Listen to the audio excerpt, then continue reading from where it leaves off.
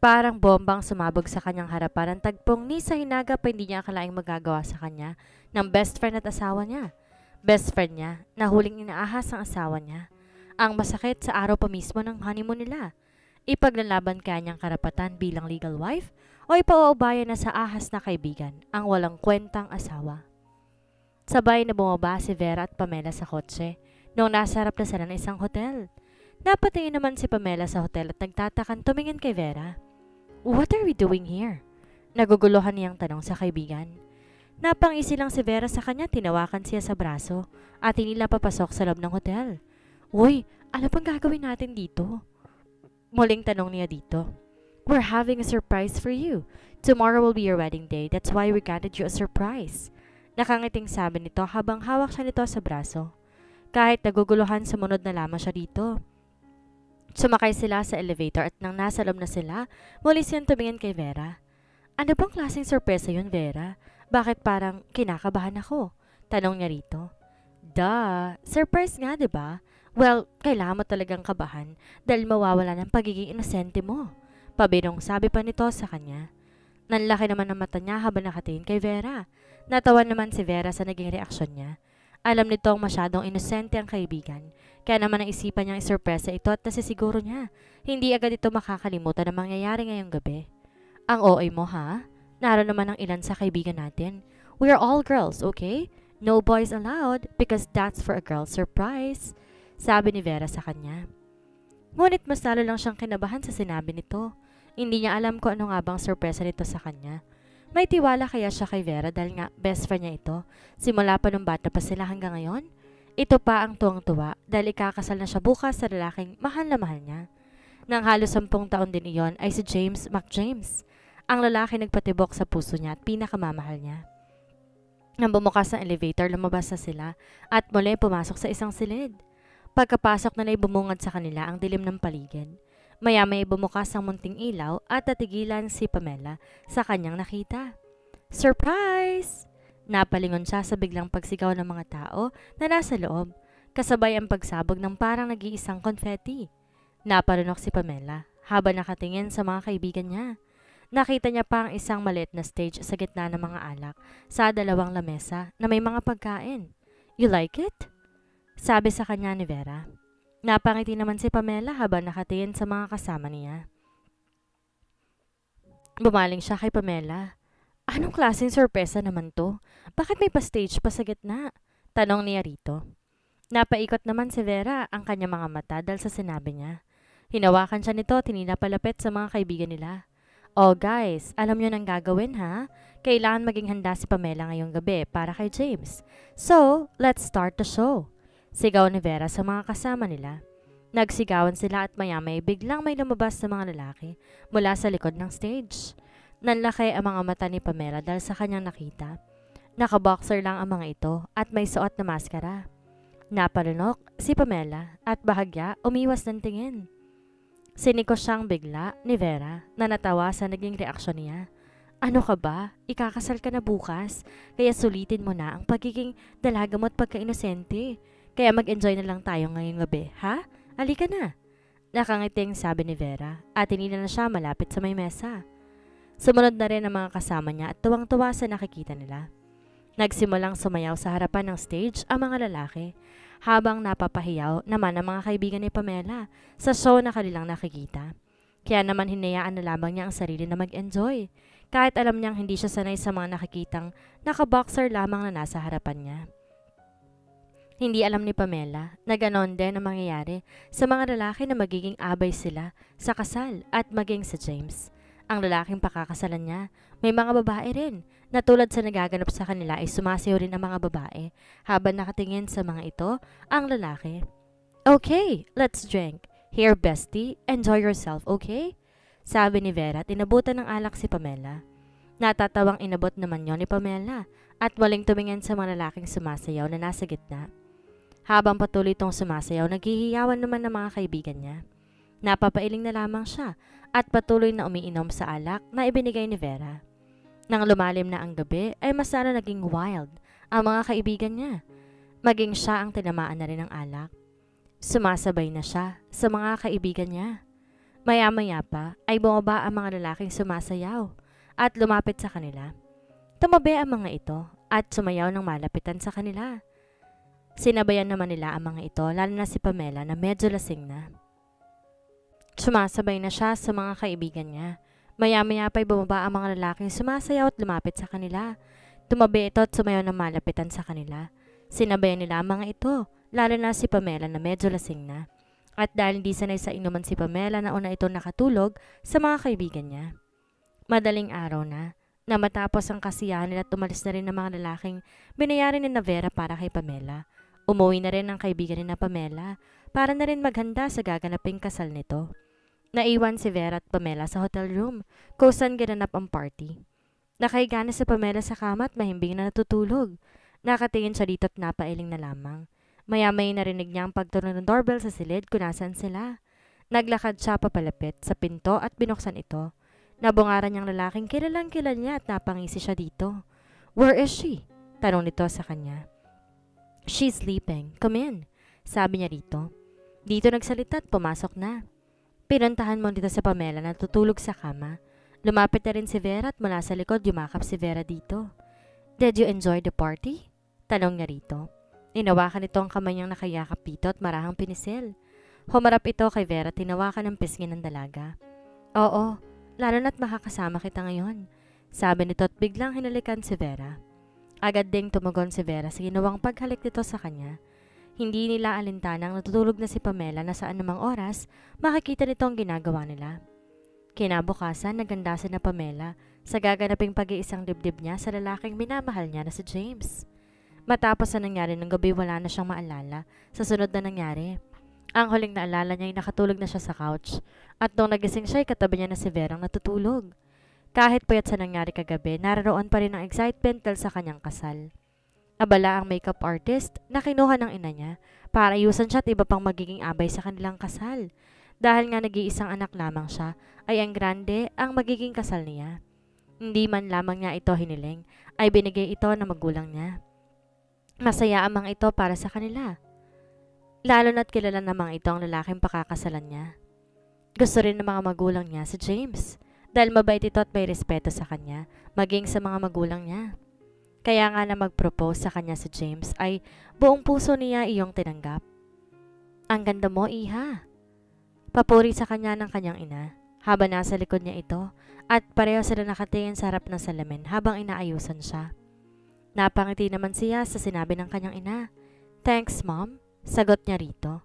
"You what, iha? Being a wife is not easy, but I know you can fulfill your duty as a wife. Don't take it hard and be yourself," payo sa kanya ng kanyang ina. Napatango si Pamela sa sinabi ng kanyang ina. Alam niya kung anong ibig sabihin ng sinasabi nito. Nakikita naman niya kung gaano ito nagpursige para sa kanilang dalawa ng kanyang ama. Lagi itong may oras sa kanila at sinusuportahan niya sa lahat ng gusto niya.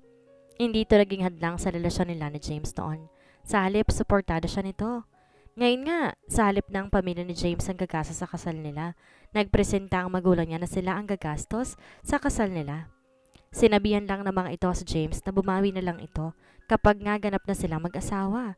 Kaya masaya siya dahil iniisip ng magulang niya ang kaligayahan niya.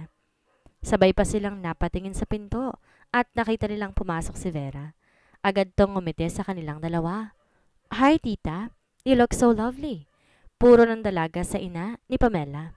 Napangiti ito. "Thanks, you too, Vera," sagot nito. Lumapit si Vera sa mag-ina at sinabi niya sa ina ni Pamela na inaanap ng wedding organizer para kausapin. Kaya iniwan silang dalawa ng ina ni Pamela. "Ang ganda mo sa suot mo, bestie," papuri ni Vera sa kaibigan at marahang pinisil ang pisngi ni Pamela. Natawa naman si Pamela sa inasal ni Vera. Alam naman niya, masyadong sassy ang dating ng kaibigan niya at sanay na siya dito. Di naman niya ito magiging kaibigan kung hindi ito naging mabait sa kanya. Masaya rin siya dahil naririto rin to sa araw ng kasal niya. "You too, but wait," sabi ni Pamela at bumaling kay Vera. "What happened last night? Did I do something?" Nag-aalalang sabi ni Pamela. Inaalala niya kasi kung may ginawa siya kagabi habang lasing siya. Hindi niya kasi alam ang ginagawa niya kapag napasobra siya ng inom ng alak. "Ano ka ba? Wala no? Tinulugan mo lamang kami kahit hindi pa tapos ang show," Napapairap na sabi ni Vera sa kanya. Napapakamot siya sa pisngi niya. Ganun ba? Ano nangyayari doon sa mga lalaki? Mahinang tanong niya, pa dito. Madaling araw na silang umalis at binayaran namin yon. Doon na nga lang tayo sa hotel na tulog, hindi ba? Sagot ito sa kanya. Napatango siya sa sinabi nito dahil alam niya iyon. Ito pa nga ang gumising sa kanya para maghanda na ngayong gabi. O siya, bilisan mo na dyan at baka malit pa tayo sa kasal mo, sabi ni Vera. Tumango si Pamela at tinawag ang makeup artist niya upang matapos ito sa ginagawa. Matapos noon lumabas na sila sa silid na iyon kasama si Vera. Nilapitan naman siya ng ama niya upang alalayan siya para pumasok sa bridal car. Sumakay na rin si Vera kasama ang mga bridesmaid sa isa pang kotse. Na makasakay na sila ay umalis na sila patungo sa simbahan. Na makarating sila sa simbahan, may bigla na lang kinabahan si Pamela. Kakaibang kaba na hindi niya maipaliwanag. Nakikita niya sa pinto ng simbahan ang mga taong pumapasok na sa loob. Maging si Vera ay nakaabang na rin doon. Hindi niya alam kung lalabas na ba siya o hindi dahil sa kaba na kanyang nararamdaman. Naramdaman niyang hinawakan ang kamay niya. Kaya't napatingin siya sa ama niya na agad gumitin ang tumingin siya rito. Relax, iha, sabi nito sa kanya. Kinakabahan ako eh, Dad, sagot niya rito. I know, hindi naman yan maiiwasan. Tatagan mo lang ang loob mo dahil para sa iyong araw na to. Wait for me, sabi nito sa kanya at nauna itong lumabas. Umikot ito sa kabilang pinto. Malapit sa kanya at binuksan iyon. Iniabot ito sa kanya at lumabas na kotse. Napabuntong hininga ito. Saka tumingin sa simbahan. Nakita niya si Vera na kumakaway sa kanya at sila niya siyang papasok na mga ito sa loob. Napatango na lamang siya bilang tugon dito. Let's go, anyaya sa kanya ng ama. Napatango siya dito, sabay na sila naglakad patungo sa pinto ng simbahan. Naabutan niya pa si Vera at ngumiti ito. Kaya mo yan, girl. Isipin mo lang na kayong dalawa lamang ang nasa loob, na walang ibang tao tayong kasama, kaya huwag kang masyadong kakabahan, sabi nito sa kanya. Matapos niyang sabihin dito na kinakabahan siya, napatango siya sa sinabi nito at gumiti ito sa kanya bago ito tuluyang pumasok sa loob. Na makapasok na ito ay siya na lamang ang susunod na papasok sa loob ng simbahan. Naglakad sila ng kanyang ama papasok sa loob at nang makapasok na sila ay nakita niyang matamis ng ngiti sa kanya. Walang iba kundi ang lalaking mahal niya na si James McJames. Matapos ang kasalan sa simbahan, dumiretso na nga kami sa reception. Habang nasa simbahan kami kanina talagang hindi maipaliwanag ang saya ko. Sobrang saya ang nararamdaman ko dahil ganap na kami mag-asawa ni James. He is my everything, my love. Congratulations! Sigaw ng lahat para sa kanila. Thank you, ganti ko sa kanila. Nakita ko rin ang ilan sa kaibigan namin ni James. Tuwang-tuwa sa amin. Nakipag-apiran kay James at yumakap naman sa akin. Ramdam na ramdam ko ang kasiyahan nila para sa aming dalawa. Congratulations! Muli, bati sa amin na ilang mga bisita at nagpakilala sina Mommy. Thank you for coming, sabi naman ni James sa mga ito. Honey, restroom lang ako saglit. Paalam na bulong niya sa akin at tumango ako sa kanya. Saka siya umalis. Kaya naman, nakipaghalubilo muna ako sa mga bisita namin, lalo na sa mga kaibigan ko at nagkabiroan pa kami. So, kailan ninyo balak magka-baby? Tanong ng isa sa mga kaibigan namin na si Trisha. Napahampas ako sa braso niya. Hindi naman namin kailangan na balakin pa yan, no? Natatawang sagot ko pa sa kanya. Nagkatawanan naman sila sa naging sagot ko. Oo nga naman. Kahit ngayong gabi pwede, di ba, bestie? Sabi naman ni Vera at tumawa pa. Natawa naman ang lahat sa sinabi niya. Maya-maya may biglang nang halik sa pisngi ko. So James, ano yung narinig ko, ha? Sabi niya tatatawang tinignan ang mga kaibigan namin. Nako, alam mo na ang kailangan mong gawin. Dapat maging ninang at ninong kami sa magiging first baby ninyo. Oo nga naman. Siyempre naman, no? Diba, honey? Sabi ni James at kumindat pa nga sa akin. Kaya nagkahiyawan ng lahat dahil sa sinabi niya. Napailing na lamang ako sa sinabi niya. Marami pang nangyari sa araw na iyon at masaya ako dahil masaya silang lahat para sa amin. Kaya naman ng gabi na, nagpaalam kami ni James sa kanila. Napuno na naman ng asaran dahil nasisiguro sila sa kung ano ang gagawin namin. Nakikipagbiroan pa si James sa kanila bago kami umalis. Nasa isang luxury hotel ginanap ang reception, kaya't may sarili din kaming kwarto dito at pag-aari ito ng pamilya namin. Mas gusto ni na daddy na dito ganapin ang reception para kung mapagod o nais namin magpahinga ay magiging may sarili kaming kwarto. Kaya naman habang nasa loob na kami ng kwarto, umupo ako sa isang upuan, paharap sa malaking salamin. Unti-unti kong tinatanggal ang nasa buhok ko. Maging ang kwintas ay nasa likod at earrings. Napasulap ako sa singsing na nasa kamay ko. Hindi ko maiwasang mapangiti dahil sa nakikita ko. Tanda ito ng pagmamahalan namin ni James sa harap ng Diyos at hindi ko kailanman pagsisisihan na naging asawa ko siya. Matagal ko na rin inaasam na makasama siya ng tuluyan sa iisang bahay. Nakasama siya sa pagdulog maging sa pagising. Hindi ko napansin ang biglang paglapit sa akin ni James. Yumuko siya at yumakap sa akin saka hinalikan ako sa pisngi. "It's beautiful," sabi ko habang nasa singsing ang tingin.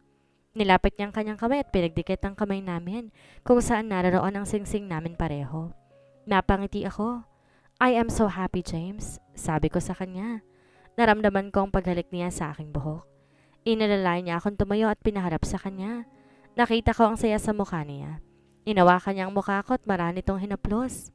Masaya rin ako dahil ikaw ang makakasama ko sa bagong kabanata ng buhay ko, Pamela. Nakangiting sabi niya sa akin. Maya-maya ay unti niyang inilapit sa akin ang mukha niya at nararamdaman kong pagdampi ng labi niya sa akin. Marahan niyang ginalaw ang labi niya na agad ko namang tinugunan.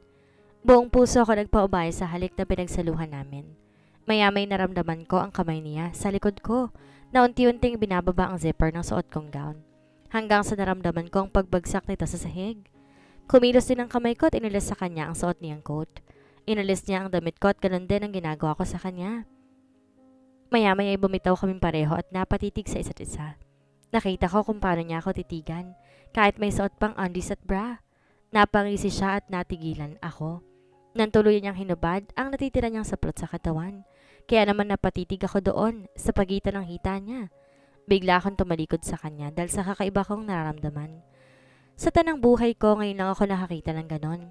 Minsan may napapanood akong videos pero hindi katulad ng iba na madalas manood nun. I have limits, and James does not want me to watch those kind of videos. Tayong halik at yakap lang ginagawa namin noon ni James. Ayaw niyang lumagpas at natutuwa ako dahil doon. Bukod lang doon sa nakita kong show kagabi na ginawang sorpresa sa akin ni Vera.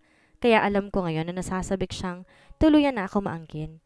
Dahil nga tuluyan na akong napunta sa kanya at asawa na nga niya ako. May karapatan na siyang gawin ang gusto niyang gawin sa akin. Ngunit alam ko, irerespeto niya kung ano man ang nagiging desisyon ko kapag ayaw ko. But this night, I want him to be happy. Kaya ibibigay ko sa kanyang gusto niya. Subalit naroon pa rin ang takot sa isip ko. Kaya nag-aalangan ako kung ano magiging resulta. Dahil alam kong masakit kapag first time. Yun ang lagi kong naririnig simula pa noon eh. Kapag nagkukwentuhan ng mga kaibigan ko kaya hindi ko maiwasang kabahan ngayon. Dahil alam kong mawawalan na ito ngayong gabi. Ngunit, desidido na akong bibigay ito ngayon ni James dahil obligasyon ko iyon bilang asawa. Muli niya akong ihinalikan habang hinaplos ang pisngi ko. Ginagantihan ko rin ang bawat halik niya sa akin. Naramdaman ko kung paano niya iniingatan ang bawat halik niya sa akin. Dama ko ang pagmamahal niya sa akin na para bang ako lang ang babaeng nararapat para sa kanya. Ang babaeng nag-iisa lamang para sa kanya at makakasama niya habang buhay. Napaigtad ako nang hawakan niya ako sa balikat. Tila tumatayo ang mga balahibo ko sa tuwing nagdadampian ang mga kamay niya. "Relax," sabi niya sa akin. Naramdaman ko ang kamay niya na unti-unti nang bumababa, papunta sa bewang ko at doon bigla niya ako niyakap at saka niya ipinatong ulo sa balikat ko. "Huwag kang masyadong kabahan. Let's go. Let's take a bathtub together," sabi niya sa akin. Napabuntong hininga ako at tumango. Ngunit bago yon, alisin muna natin to, sabi niya. Siya naman mismo nag-unlock ng suot kong bra at maging sa pagbaba ng undies ko. Nahiyaman ako ay niyaan ko na siya. Napangisi siya habang nakatingin sa katawan ko. Sa kanya hinawakan ang kamay ko patungo sa bathroom. Nang makapasok kami, nauna siyang lumusong sa bathtub at tinaya kong samahan siya. Inawakan niya ang kamay ko at pinatalikod sa kanya upang mapasandal ako sa dibdib niya. Kaya nakaramdam ako ng bagay na yun sa likuran ko.